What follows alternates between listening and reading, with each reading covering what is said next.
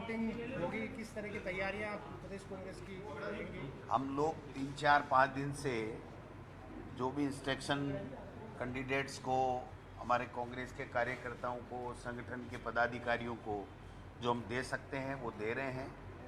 Delhi AICC से भी हमारे पास में जो निर्देश आ रहे हैं उसको भी हम नीचे के लेवल पे दे रहे हैं। और ये जो चुनाव है ये बहुत ही अहम चुनाव है। अहम चुनाव इसलिए है कि पूरी तरीके से निर्वाचन आयोग को भारतीय जनता पार्टी और मोदी सरकार ने घेरे में ले रखा है, दबाव बना रखा है।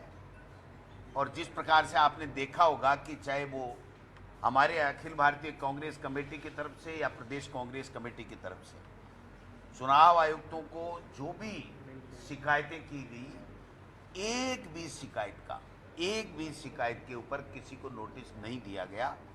तो एक तरीके से चुनाव आयोग पंगु बन गया है और देश की जनता ने शानदार चुनाव लड़ा।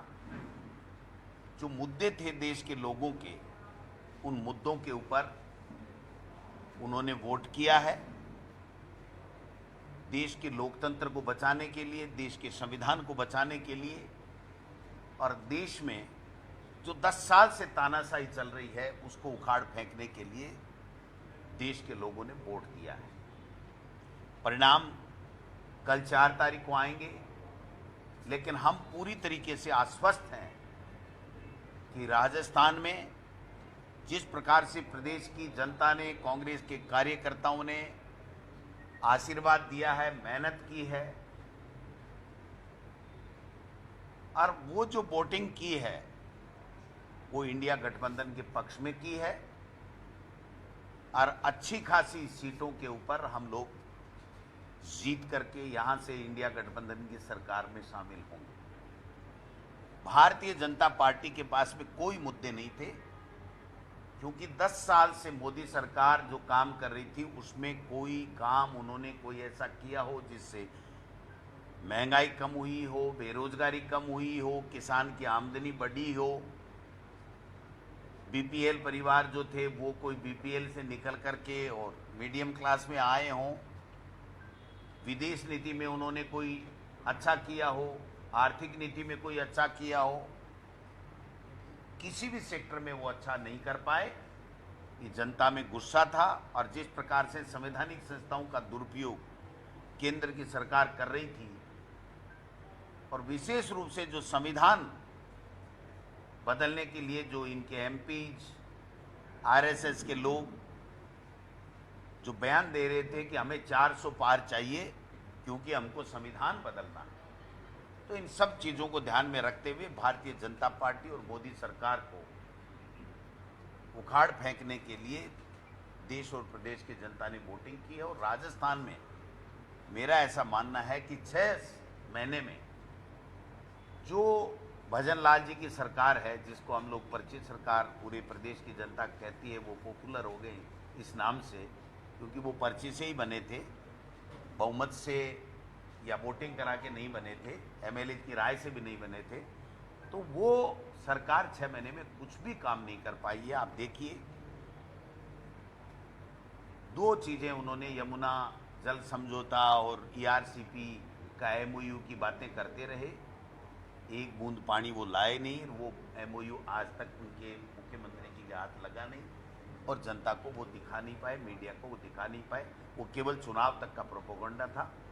और जिस प्रकार का वातावरण इस प्रदेश में जो कह रहे थे कि कांग्रेस के राज में अपराध बढ़ रहे हैं, आज इतने अपराध बढ़ रहे हैं, हमारी नाबालिग बेटियों के साथ में बलात्कार हुए हैं, महिला अत्याचार के मुकदमे बढ़े हैं, आए दिन माफिया लूट, डकैती, हत्या वो कर रहा है, भ्रष्टाचार का पूरी तरीके से बोलबाला है।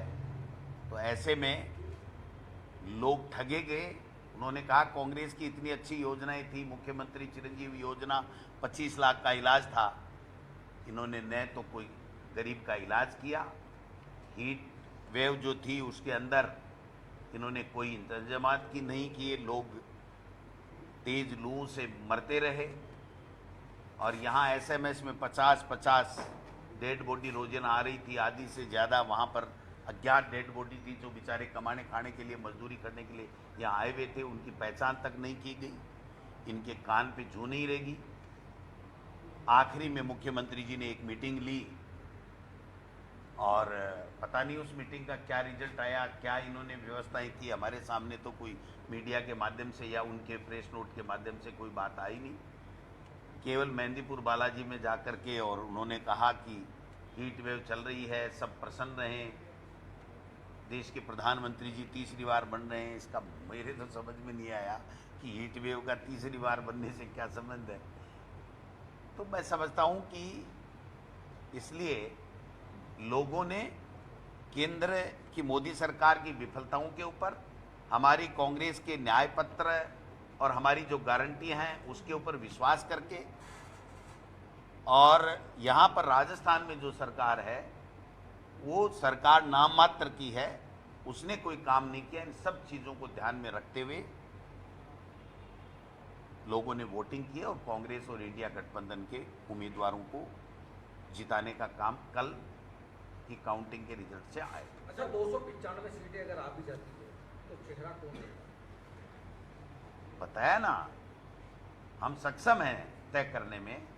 और जब पहले इंडिया गठबंधन बना था उसी वक्त ये बात आ गई थी कि इंडिया गठबंधन का पूर्ण बहुमत आएगा और आने के बाद में बैठ करके इंडिया गठबंधन के तमाम घटक दल प्रधानमंत्री के नाम का चयन कर लेंगे और शपथ लेंगे। अध्यक्ष जी, सर कल आपने हाईकमान को एक खड़गे साहब से बात की थी, वीडियो कॉन्फ्रेंस से अपनी तरफ से पार्टी के बारे में बताया कि यहाँ कितनी सीटें आ सकती है। एग्जिट पोल आपने देख लिए, आपका खुद का गोल डोटासरा जी का एग्जिट पोल क्या है राजस्थान और नेशनल लेवल पे? मेरा एग्जिट पोल यही है कि राजस्थान की जनता ने 36 कौमों ने अच्छे वोट इंडिया गठबंधन के उम्मीदवारों को दिए हैं, और भारतीय जनता पार्टी से चाहे एक सीट ही ज़्यादा है, हम लोग ज़्यादा आए।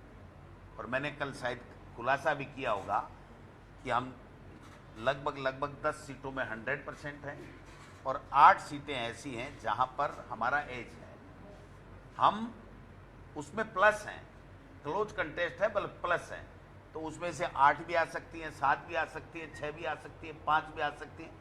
ये मशीनों के अंदर काउंटिंग में सामने आएगा। लेकिन मेरा ऐसा मानना है कि हम भारतीय जनता पार्टी से ज़्यादा सीटें यहाँ पर इंडिया गठबंधन की लेकर के जाएंगे। सर, काउंटिंग को लेकर के आपने एजेंट्स को कुछ खास डायरेक्शन दिए हैं कि वो पर्ची निकाल के और बिल्कुल, देखिए इसमें 1000 तरह की बदमाशियाँ करने की चेष्टा है, और जैसा सूचना आ रही है, जो जयराम रमेश जी ने कहा है, अगर वो बात सत्य हुई कि 150 से ज़्यादा डीएम्स को, कलेक्टर्स को अमित शाह जी ने फ़ोन किए हैं, जो जयराम रमेश जी जैसा कह रहे हैं, अगर ऐसी कोई उनके पास सूचना है तभी उन्होंने कहा होगा। अगर ऐसी बात है तो इससे बड़ा लोकतंत्र के लिए कोई कुठाराघात कोई हो नहीं सकता कि अपनी सत्ता का दुरुपयोग ये लोग बात कर रहे हैं। इसलिए हमने पूरी तरीके से पाबंद किया है कि जो आपका 17C फॉर्म है उसको मिलान कीजिए, हर कैंडिडेट के वहाँ पर कितने काउंटिंग में आए थे वो हर के मिलाइए।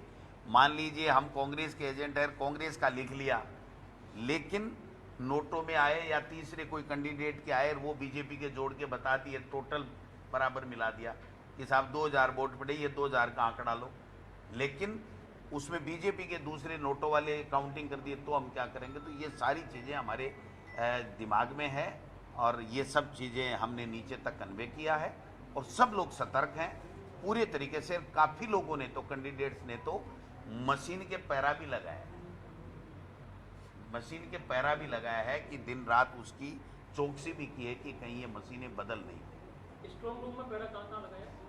सीकर में भी है, कोटा में भी है, 3-4 जगह का तो मेरे पास सूचना है, बाकी बहुत सी ऐसी जगह हैं कि ये मशीन चेंज नहीं कर। कहीं आशंका है मशीन चेंज हो सकती है? और ये तो आशंका तो सब कुछ, ये तो मोदी सरकार का तो खेल ही आशंकाओं का ही है।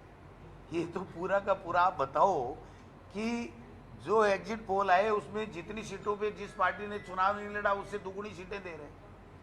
तो आप बताओ उस एग्जिट पोल का और मोदी जी का जो ये एक तरीके से जो बनाया हुआ है उसका क्या करें आप बताओ। किस तरीके से वहाँ कन्याकुमारी में जाकर के ऐसे बैठे हैं और 10-20 साल का एजेंडे के ऊपर मीटिंगें कर रहे हैं। भाई किस बात के? आप तो कल महामहिम राष्ट्रपति को आपको अपना इस्तीफा सौंपना पड़ेगा। आप काहे के लिए 10 साल 20 साल की रोड मैप बना रहे हो, काहे का मीटिंगें ले रहे हो? सर, आपने राजस्थान में इलेक्शन कमीशन से कुछ बात की कि आपको शक है कि मशीन अगर बदल जा सकती है कुछ दिनों में, तो निर्वाचन आयोग से आपको कुछ बात हुई है? निर्वाचन आयोग से हम लोग चुनाव के दौरान भी बात कर रहे थे, बाद में भी बात की है, लेकिन निर्वाचन आयोग तो एक तरीके से निष्ठुर है, कुछ भी जवाब देने को तैयार नहीं है। मैं दिखवाता हूं, इसके अलावा यहाँ के चुनाव आयुक्त के पास में कोई जवाब नहीं है। हमने प्रदेश कांग्रेस कमेटी की तरफ से 26 शिकायतें हमने की थी राजस्थान से, एक का भी जवाब उन्होंने नहीं दिया। और हमने प्रमाण के साथ कहा था कि ये इस तरीके के बयान जो है वो आपकी गाइडलाइन के मुताबिक नहीं देने चाहिए थे और ये आचार संहिता का खुला उल्लंघन है। उसके बावजूद भी कुछ नहीं हुआ, आज तक तो कोई आया नहीं। आज देश के मुख्य निर्वाचन आयुक्त की अभी प्रेस कॉन्फ्रेंस हुई है, उन्होंने कहा कि हमें हिडन और गायब जेंटलमैन कहा गया, लेकिन फिर भी हमने वोटिंग परसेंटेज क्यों नौबत आई? 70 साल के इतिहास में ये नौबत क्यों आई कि उनको ये साबित करने के लिए प्रेस कॉन्फ्रेंस करनी पड़ रही है कि नहीं हम गलत नहीं हैं, हम दबे हुए नहीं हैं, हम जो है एजेंडे में, बीजेपी के एजेंडे में शामिल नहीं हैं, हम सही हैं। और ज़्यादा कहता है ना मैं साहूकार, वही सबसे बड़ा चोर निकलता है। थैंक यू, नमस्कार। आराम से